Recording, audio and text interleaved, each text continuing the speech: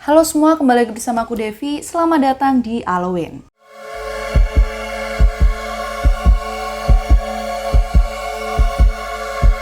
Di video kali ini aku akan membawakan cerita tentang permainan horor yang bisa kalian mainkan di saat Halloween nanti, selain Bloody Mary yang sempat aku bahas kemarin. Kalau kalian belum nonton tentang Bloody Mary, nanti linknya akan aku sertain di description box di bawah. Permainan horor yang aku ceritain kali ini cukup sangat terkenal dan juga memiliki hubungan dengan permainan Bloody Mary. Nah, apakah itu? Yap, benar. Baby Blue.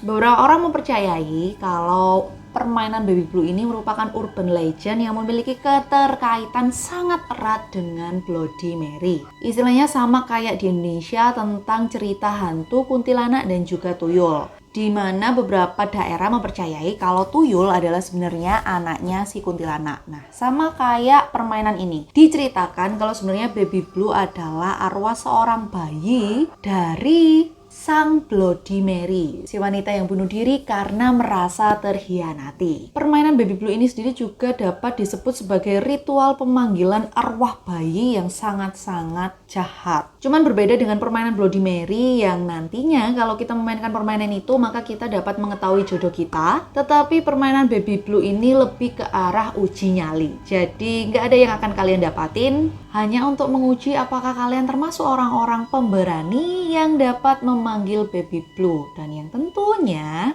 setiap pemanggilan yang dipanggil akan selalu ada punishment jika memang yang dipanggil tidak merasa senang. Dan sebelum kalian mencoba permainan uji nyali ini, kalian harus mendengarkan cerita tentang beberapa orang yang pernah memainkan permainan Baby Blue ini. Salah satunya ini menimpa sekelompok remaja yang lagi bermain bersama di rumah salah satu temannya tanpa pengawasan dari orang tuanya, karena saat itu orang tuanya sedang pergi keluar dan mereka sedang melakukan piyama party. Saat itu lagi booming-boomingnya permainan ini dan mereka memutuskan untuk mencoba memainkan permainan ini karena ya namanya juga anak-anak remaja yang masih labil ya kan. Jadi istilahnya ingin menguji siapa yang paling berani antara satu sama lainnya. Akhirnya mereka memilih satu orang untuk memainkan permainan ini. Satu orang anak yang terpilih ini bernama Laura. Saat itu Laura mengikuti step-step permainan ini. Dia mengunci dirinya di kamar mandi dan mulai memainkan permainan Baby Blue. Sesaat setelah dia melakukan permainan ini, dia mengatakan kalau dia melihat sesuatu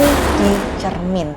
Setelah itu, dia lalu berteriak dengan sangat amat kencang. Teman-temannya yang panik lalu mencoba memasuki kamar mandi tetapi tidak bisa karena tentunya mereka tahu kalau si Laura ini mengunci pintu kamar mandi dari dalam. Lalu salah seorang temannya mengambil inisiatif untuk pergi ke tetangga mereka untuk meminta pertolongan mendobrak pintu kamar mandi karena pada waktu itu mereka tidak memiliki kekuatan untuk membuka pintu tersebut. Setelah mendengarkan cerita temannya, tetangga ini langsung membantu dan mereka berhasil mendobrak pintu kamar mandi, tetapi pada saat itu yang mereka temukan adalah Laura yang sudah tergeletak di lantai kamar mandi dengan mata terbelalak dan tidak bernyawa.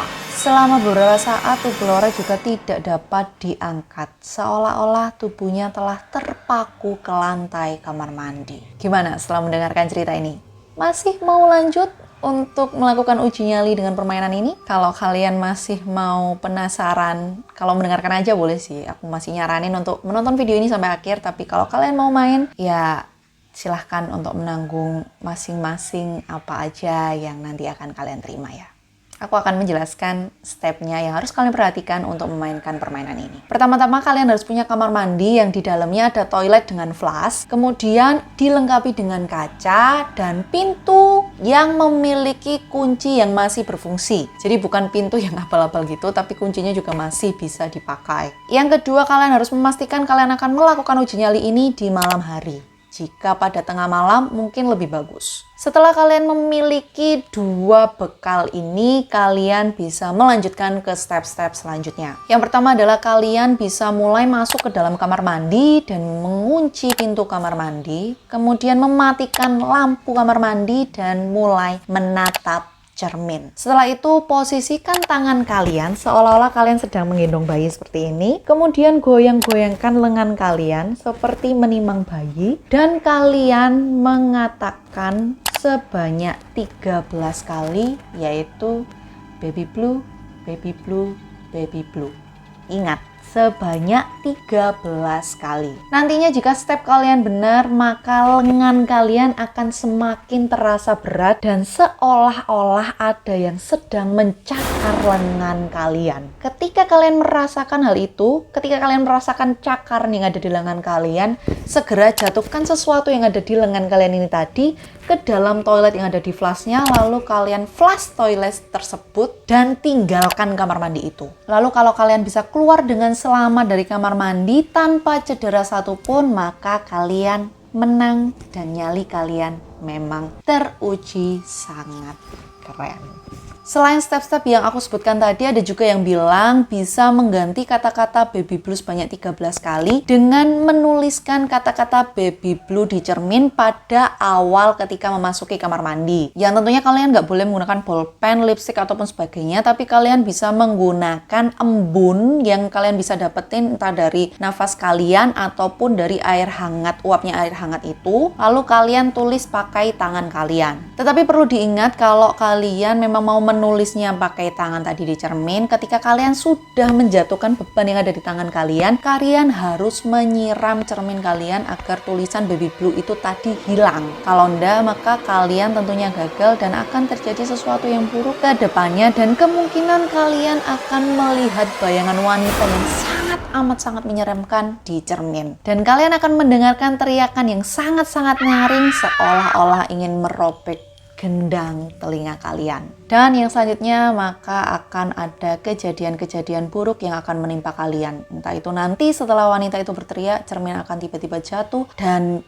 pecahan kaca itu bisa melukai kalian. Ataupun bisa saja terjadi sesuatu seperti yang dialami Laura tadi. Selain hal itu tadi, ada satu hal yang perlu kalian ingat. Ketika kalian menjatuhkan beban di tangan kalian, biasanya tidak akan langsung jatuh. Istilahnya bayi tadi itu nggak akan langsung jatuh. Tapi kalian cuma boleh menjatuhkan beban ini sebanyak 2 kali. Entah bagaimana ini beban harus lepas dari tangan kalian sebanyak 2 kali. Karena kalau kalian menjatuhkan beban yang ada di tangan kalian ini sebanyak 3 kali, maka cermin akan langsung jatuh dan pecah, dan pecahnya akan mengenai kalian, dan akan ada terjadi sesuatu hal yang buruk menimpa kalian. Ya, aku pribadi sih tidak menyarankan untuk memainkan permainan ini, dan juga nggak bisa menjamin juga keselamatan kalian, apalagi kalau memang pada waktu kalian melakukan hal-hal ini ada 1-2 hal yang tidak dapat diprediksi ketika kalian melakukan permainan atau ritual ini. Dan ya, tidak ada juga yang bisa didapatkan kecuali hanya untuk menguji nyali kalian. Beda dengan beberapa permainan lain seperti kayak Bloody Mary, Bed of Sorrow, kayak gitu-gitu kan masih ada lah istilahnya yang didapatkan. Tapi kalau ini